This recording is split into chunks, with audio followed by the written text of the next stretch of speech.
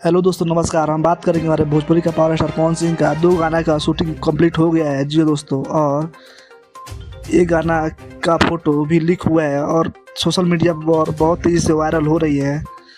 एक गाना है चांदनी सिंह पवन सिंह के साथ में, एक गाना है डिम्पल सिंह पवन सिंह के साथ में। ये गाना डिम्पल सिंह पवन सिंह का गाना जो है कि वो लगन स्पेशल गाना है, लगन में बहुत बजने वाला गाना है।